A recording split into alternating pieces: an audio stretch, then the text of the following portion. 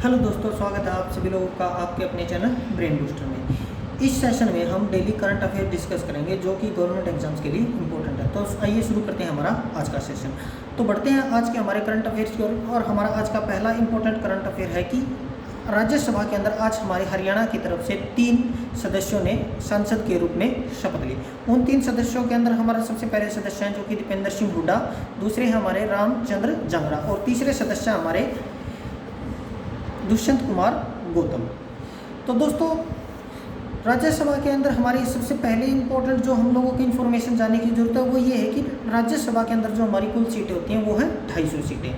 अब मैं बात करूँ तो हरियाणा में जो राज्यसभा की कुल सीटें हैं वो हमारी 5 सीटें। और हरियाणा जो हमारी राज्यसभा होती है उसके जो भी सदस्य चुने जाते हैं हम जानते हैं कि 6 वर्ष के लिए चुने जाते हैं, जो कि 1/3 सदस्य हर 2 वर्ष के अंदर रिटायर हो जाते हैं। अब हमारे जो 5 सदस्य हैं जो हरियाणा की राज्यसभा के लिए जाते हैं उनके बारे में हम पूरी इन्फॉर्मेशन जान लेते हैं। देखिए, जो कि हमारे 3 सदस्य जो हमारे उससे अलग जो हमारे 2 सदस्य हैं उनके अंदर हमारे पहले सदस्य हैं जो कि हमारे डॉक्टर हैं DP वत्स हैं, यानी कि देवेंद्र पाल वत्स, जो कि हमारे अग्रोहा हिसार से बिलोंग करते हैं।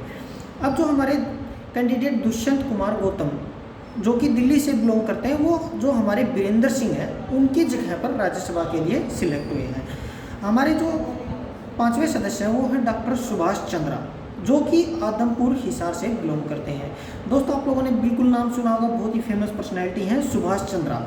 जी हाँ, सुभाष चंद्रा जिन्होंने GTV, आपने बिल्कुल नाम सुना होगा GTV, जो कि इन्होंने 1992 के अंदर स्टार्ट किया था। उनके फाउंडर सुभाष चंद्रा की मैं बात कर रहा हूँ।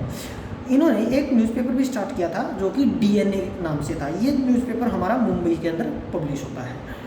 तो बढ़ते हैं हमारी दूसरी खबर की ओर, जो कि है रोहतक PGI के अंदर प्रदेश सरकार ने प्रदेश का दूसरा प्लाज्मा बैंक स्थापित किया गया। दोस्तों, हम लोग जानते हैं कि आज इंडिया के अंदर और पूरी दुनिया के अंदर कोरोना के केसेस दिन ब दिन बढ़ते ही चले जा रहे हैं। तो कोरोना से लड़ने के लिए हम लोगों ने इम्यूनिटी बढ़ाने के लिए एक प्लाज्मा थेरेपी को प्रेफरेंस दी थी। अब प्लाज्मा थेरेपी के लिए जो हमारा हरियाणा के अंदर प्लाज्मा बैंक स्थापित किए जा रहे हैं ताकि हम लोग प्लाज्मा को स्टोर कर सकें। अब उसके लिए हम लोगों का जो रोहतक के PGI के अंदर प्लाज्मा बैंक को स्थापित किया गया वो हमारा प्रदेश का दूसरा बैंक है, प्लाज्मा बैंक है। तो अब सवाल उठता है कि पहला प्लाज्मा बैंक कौन सा था। तो दोस्तों, हमारा जो हरियाणा का जो पहला प्लाज्मा बैंक था वो फरीदाबाद के अंदर लगाया गया था।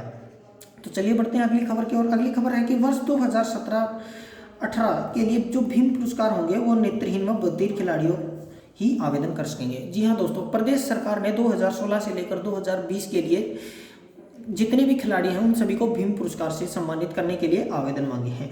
अब इम्पोर्टेंट क्या है कि जो वर्ष 2017-18 के लिए जो भीम पुरस्कार दिया जाएगा वो सिर्फ नेत्रहीन व बधिर खिलाड़ियों को ही दिया जाएगा। इसके अलावा कोई भी अन्य कैटेगरी से रिलेटेड इसके अंदर आवेदन नहीं कर सकता है।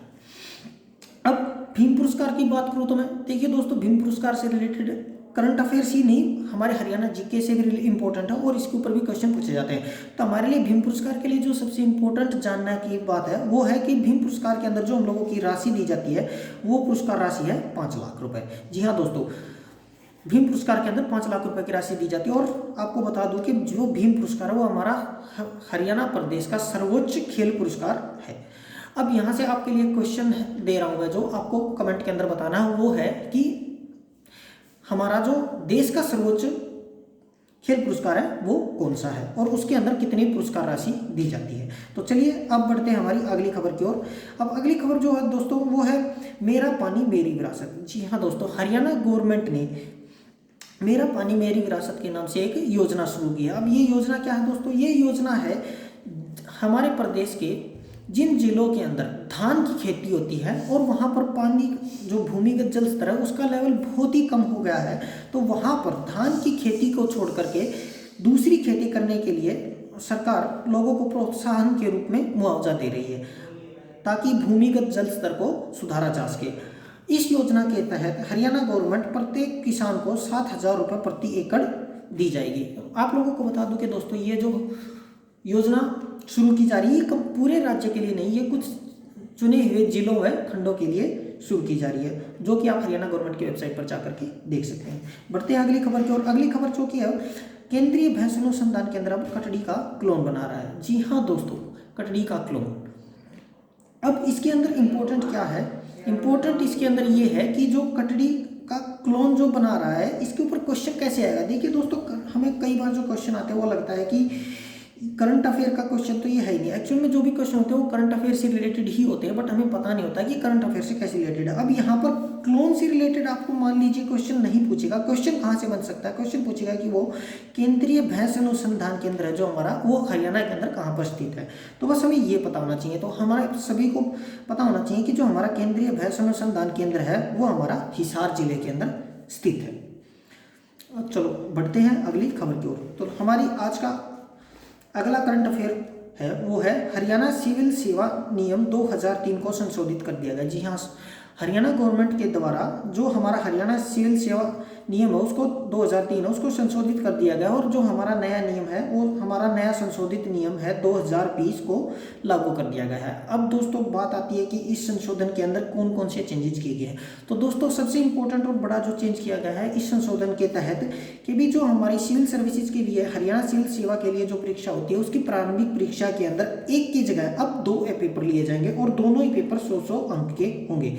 अब इसके अंदर मेजर चीज क्या होगी दोस्तों, देखिए जो 2 पेपर होंगे ना 100 अंक के, इसके अंदर जो हम लोगों का जो सिलेक्शन होगा वो मेरिट लिस्ट होगी या कट ऑफ जो भी लगेगी प्रारंभिक परीक्षा की वो लगेगी हम लोगों की जो फर्स्ट पेपर होगा उसके ऊपर लगेगी। सेकंड पेपर के अंदर हमारी कोई कट ऑफ नहीं लगेगी, लेकिन अगर सेकंड पेपर भी हम लोगों का बहुत इंपॉर्टेंट हो जाता है। क्यों? क्योंकि देखिए जो भी सेकंड पेपर होता है इसके अंदर भी आपको पास होना जरूरी है। जी हाँ, इसके अंदर आपको 33 अंक लेने बहुत जरूरी है। अगर आप इसके अंदर 33 अंक नहीं लेते हैं तो आप फेल हो जाएंगे, चाहे आपके फर्स्ट पेपर में कितने ही मार्क्स हों।